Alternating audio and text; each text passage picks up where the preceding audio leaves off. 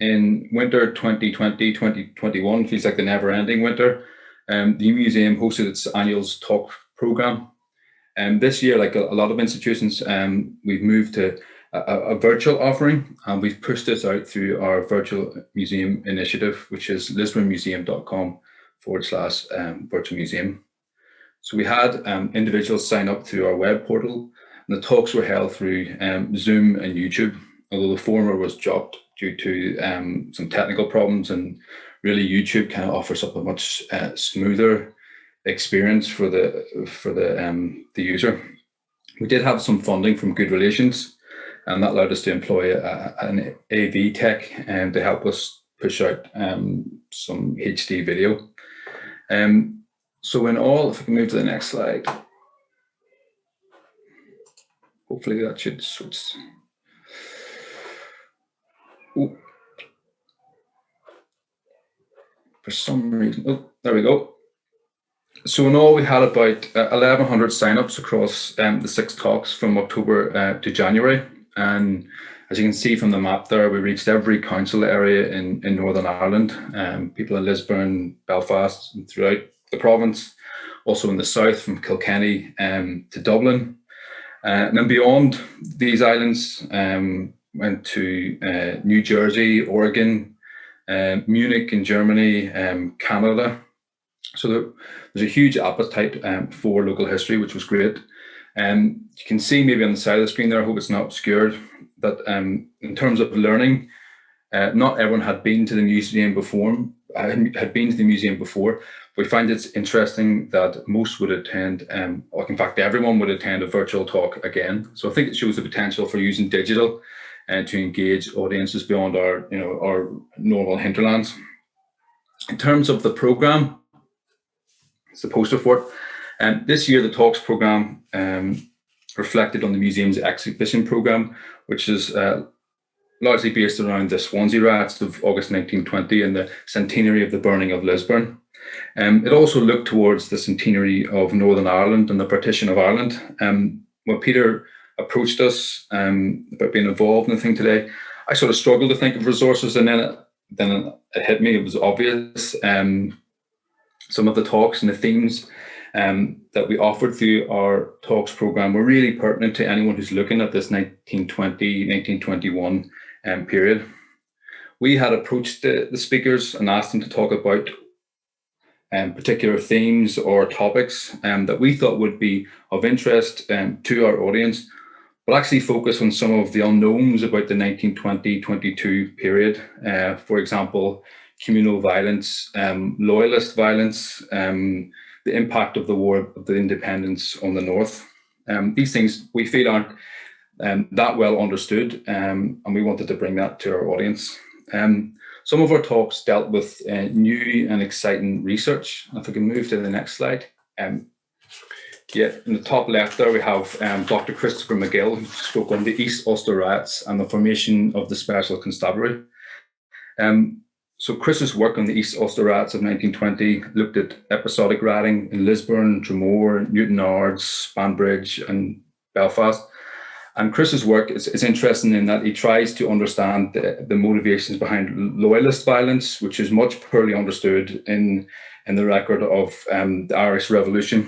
One of his research questions is, is sectarianism enough to, enough of a motivation to explain the rioting in some of these places, or are there other forces involved? And he looked at crowd psychology, understanding of the modern ethnic riot, things like that there. So he brings a really interesting and unique insight, and it comes out in the talk.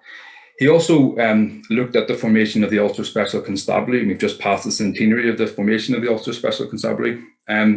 It's largely seen as the redressing of the UVF, or soldiers from the Great War who signed up. But actually, he's went into really great detail at the backgrounds of the men, particularly in Antrims and Down, and what their motivations for joining the special was. Many were in fact younger; they hadn't had First World War or UVF experience, and they had other motivations for joining up. And we think this perspective that he, particularly through it's useful for anyone who's looking at this particular period. We also had on the right hand side there, Pierce Lawler. He's a local author. He talked about the burnings of Lisburn in 1920, and it's largely the work that he's been publishing on over the last number of years.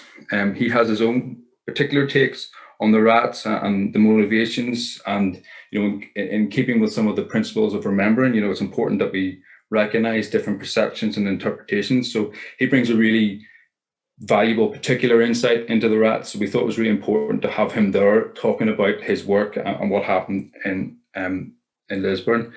For anyone interested in the 2021 period, the Lisburn burnings are a significant milestone in the story of the partition. It's really the first time the War of Independence comes north, and we have IRA on boots on the streets of Lisburn. So I think it's an important moment, and it's a great talk for anyone who wants to understand August 1920 and what happened. Next, we have Professor Brian Walker, formerly of Queen's. He looked at centenaries 1920 to 23, commemorations, conflict and conciliation.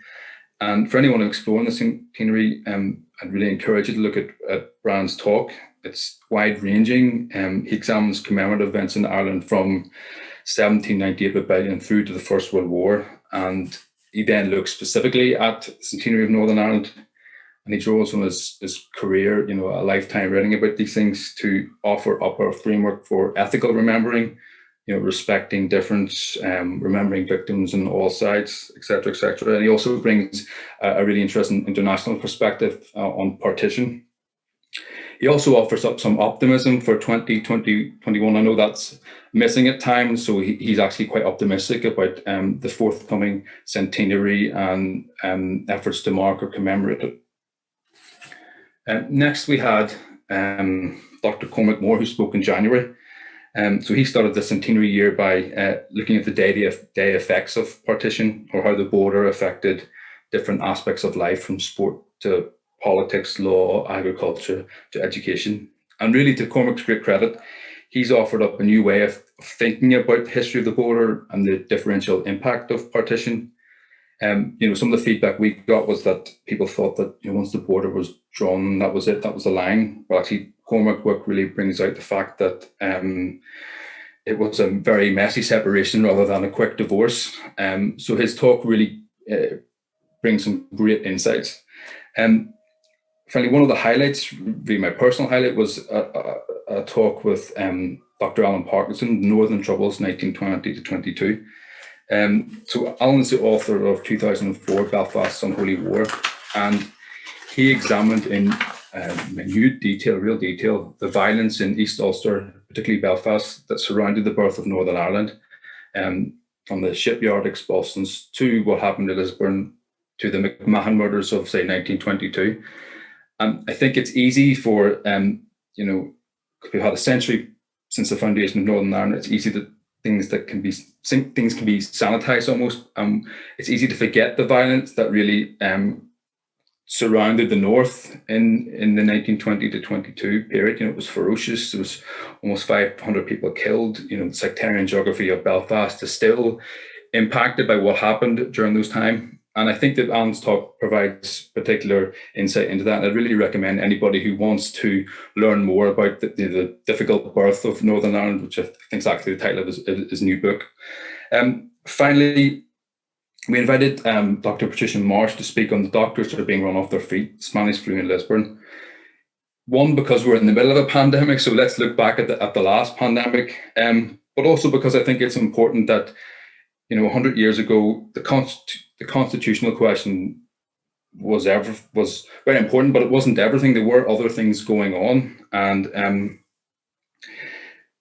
she brings particular insight in what happened to people. They were living with the tail end of the Spanish flu. Like, I was looking at newspaper reports yesterday of people dying in 1922 still of Spanish flu. So she brings a really important, really interesting insight into what else is going on around that time. You'd also be pleased to know that she brings some optimism to recovering and going beyond and surviving a pandemic. So all these talks are available at lisbonmuseum.com/2020-2021 talks. Bit of a mouthful, but it's worth having a look at. But But finally, and I don't want to take up too much time, really just a quick plug for something else that we think that might be useful for anyone who's looking at this particular period, and that's our online exhibition on the Swansea rats of August 1920. So the exhibition goes into detail using text, photographs, objects. We have an interactive GIS map and compensation database, and it really tells the story of the assassination of RIC District Inspector Swansea and Lisburn in August 1920, and the subsequent riots that took place in the town that saw the Market Square, Bow Street pretty much levelled, and many of the town's Catholics excluded from the town. This, as I've mentioned, it's a major event in the story of partition. It's the first time the War of Independence really came north. I think it really sets the scene for what's happening in the year, the 12 months before Northern Ireland becomes a state. So we feel like it's a useful resource.